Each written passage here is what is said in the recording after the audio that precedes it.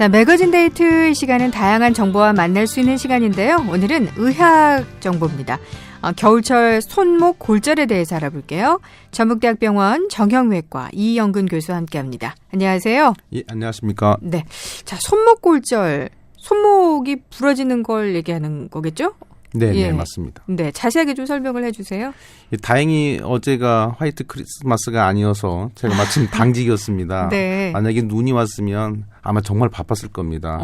그렇듯이 겨울철에 손목 골절이 많은 이유는 이제 미끄러지면서 빙판이나 눈길에서 많은 사고들이 발생을 합니다. 그중에 네.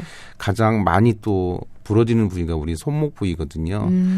그래서 특히 또 이제 연세가 드신 우리 어머니들, 그다음에 아버님들이 골다공증이 오다 보니까 네. 적은 힘에도 낙상이 되면서 손목을 짚게 되는데 그 힘에도 골절이 되게 되고 네. 특히 이제 젊은 사람들 같은 경우에는 심한 스포츠 손상에서 주로 발생을 하는데 이 겨울철에 특히 주의해야 될 골절 중에 하나라고 생각을 합니다. 아, 그렇겠네요. 겨울에는 아무래도 낙상 사고가 많은데 미끄러지면 손목으로 짚게 되니까. 네. 그럼 그 겨울철에뿐만 아니라 가장 많이 발생하는 골절 중에 하나라고 봐도 될까요? 아, 그럼요.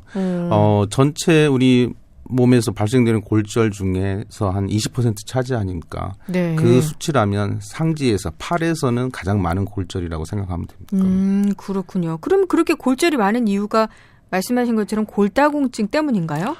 가장 큰 이유가 아무래도 골다공증이 되지 않을까 싶습니다. 왜냐하면 여자분들이 특히 50세가 넘어가면서 뼈가 급격히 약해지거든요. 네. 그래서 아주 작은 힘의 외력에 의해서도 이게 부러질 수가 있는 뼈기 때문에 네. 골다공증이 큰 이유 중에 하나가 됩니다. 아, 그러면 내가 골다공증이 있는지 없는지 조금 체크를 잘 해주셔야지 골절을 예방할 수 있겠네요. 예, 평상시에 우리가 1시간 정도 햇빛을 보면서 운동을 좀 하고 균형 잡힌 식사 항상 그러죠. 유제품 자주 드시고 그다음에 네.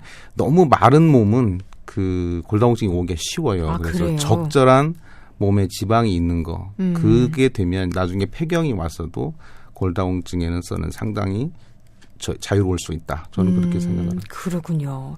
그냥 손목 골절은 그냥 어쩌다 넘어지거나 다쳐서 생기는 줄 알았는데 또 거기에 골다공증이라는 원인이 있기 때문에 네. 그 부분도 잘 챙겨주셔야 되겠네요. 네. 근데 이렇게 잘못하다가 넘어지면서 손목을 짚었을 때 약간 삐끗한 그런 기분은 몇 번씩 경험을 해보셨을 거는 같아요. 그런데 골절을 가게 되면 통증이 좀 완전히 확연하게 차이가 납니까? 골절이 됐을 때는 이제 먼저 많이 붓지요. 아, 부어요. 예, 골절된 뼈에서 안에서 출혈이 있기 때문에 심하게 붓습니다. 네. 붓고 통증이 오고 그다음에 손목이 변형이 돼요. 틀어지게 됩니다. 그래서 우리가 골절됐을 때 우리가 가장 먼저 알 수 있는 그런 소견들이 심하게 붓는다. 통증이 평상시보다 너무 심하다. 아프다. 그다음에 손목에 변형이 왔다. 네. 이러면 골절이 있다라고 생각을 하시면 좋을 것 같습니다. 변형이 있을 정도면 상당히 심각하게 눈에 띄게 달라진다는 말씀이시잖아요. 네. 예. 그럼 치료는 어떻게 하게 되나요? 치료는 이제 우리가 보존 치료도 할 수 있고 수술적인 치료도 할 수 있는데 이 손목은 정말 여러 가지 얼굴을 가지고 있습니다. 그래서 꼭 그 방사선학적으로 원래 모습과 꼭 맞춰야만이 좋은 결과가 있고 그러진 않고요. 예. 평상시에 이분들이 어느 정도의 활동을 했는지, 손 사용을 어느 정도 했는지에 따라서 수술 방법이나 치료 방법이 결정이 됩니다. 예를 들어서 집안일만 좀 한다. 그리고 식사 정도만 하고 이런 정도라면 굳이 손목이 좀 틀어져도 큰 문제가 없다. 문제가 없이 지낼 수 있거든요. 네. 그런 분들 같으면 가급적이면 보존 치료, 수술하지 않는 방법으로 선호해서 치료해도 되겠지만 네. 손을 많이 쓰고 제가 일을 하면서 혼자 산다든지 예를 들어서 여러 사람을 돌봐야 된다라고 하는 분들은 네. 가급적이면 다치기 전의 상태에 맞게 치료해 주는 것이 좋겠죠. 하지만 네. 그렇게 해도 워낙 또 인대들이 많기 때문에 만성 통증이 또 남을 수 있는 점은 있습니다. 아, 그렇군요. 골다공증이 있으면 수술을 못 한다 그런 얘기도 있던데요. 요새는 여러 가지 이제 의학 제품들이 발전을 해서 골다공증이 있는 분들도 네. 예전에는 나사를 박으면 박을 수가 없었어요. 예, 부서지니까. 부서지니까. 예. 그런데 지금은 다른 그런 형태의 제품들이 있어서 더 그 골다공증이 있는 뼈도 고정을 잘 할 수 있는 게 발전을 했습니다. 그렇군요. 이 손목골절은 아니지만 지금 질문을 주신 분이 계세요. 좀 여쭤볼게요. 잠잘 때만 나타나는 증상인데 잠자는 자세를 바꾸면 될 것 같기도 한데 자는 도중에 새벽이 되면 왼쪽 팔 어깨부터 손끝까지 참지 못할 정도로 아프고 저리는 날이 있다고요. 예, 직장 생활을 하는 날만 이런 증상이 있는 것 같기도 하고 예전에는 없던 상황들이 지금 한 달쯤 되셨고 잘 때 베개가 좀 낮은 것 같아서 조금 높은 베개로 바꾸고 조금은 나아지는 것 같은데 이게 잠자는 자세의 문제인지 좀 궁금하다고 하셨어요.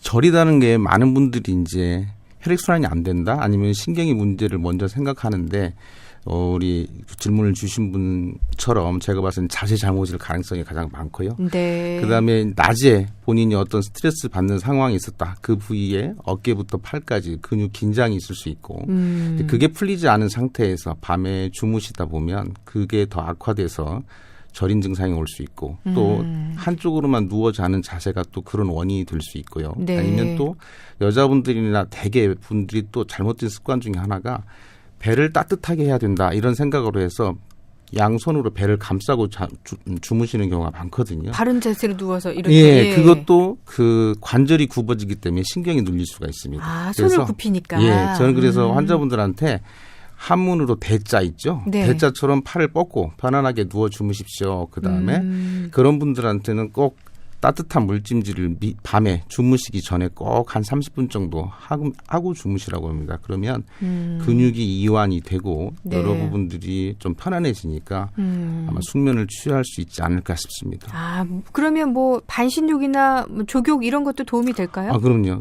그런 것을 할 수 있는 심리적인 여유가 또 돼야 되겠죠. 아, 그렇겠네요. 네. 속상하거나 마음이 복잡하면 할 수가 없는데 일단 좀 스트레스를 풀고 조금 그렇게 물 찜질이라고 하셨는데 따뜻하게 찜질을 하시든지 조격을 하시든지 하시는 게 좋겠다. 심리적인 부분도 상당히 강한가 봐요. 아니, 그럼요. 그런 부분들이 정신 신체화 장애라고 해서 특별한 이상은 없는데 어디가 뭐 아프고 저리고 한 것들은 대부분이 마음의 스트레스가 있을 수도 있고 자세가 잘못될 가능성이 저는 가장 큰 것 같습니다. 그렇군요. 자, 오늘 이 손목 골절에 대해서 얘기를 좀 나누고 있었는데 다른 질문을 주신 분이 계셔서 궁금증 좀 풀어봤습니다.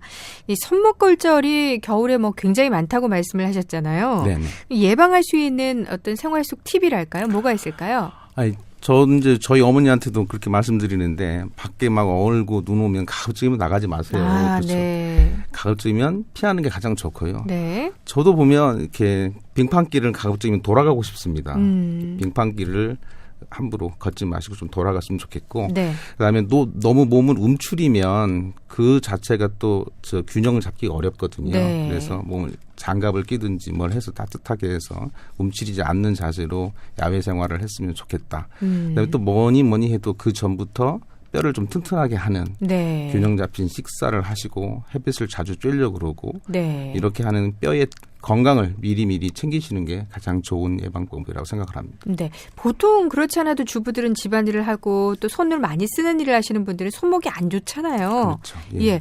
이런 분들은 특별히 더 뭐 신경을 써야 될까요? 어떻습니까? 아, 그런 분들은 가급적이면 이제 한 자세를 너무 오래 하지 말라고 권하고 싶습니다. 아. 왜냐하면 어머니들 매일 칼질하고 그분들 하시는 일이 다 비슷한 일들이거든요. 네. 한 일을 너무 반복하다 보니까 외래에서 보면 그 부분이 많이 달아져 있어요. 아. 그래서 1시간 정도 일을 하시면 반드시 좀 휴식 가지세요. 그렇게 이런 생활 습관을 조금 바꾸시면 더 손목을 좀 잘 쓸 수 있을 것 같습니다. 네. 뭐 손목 스트레칭 이런 것도 도움이 될까요? 아, 예. 그 물론 도움이 됩니다. 왜냐하면 네.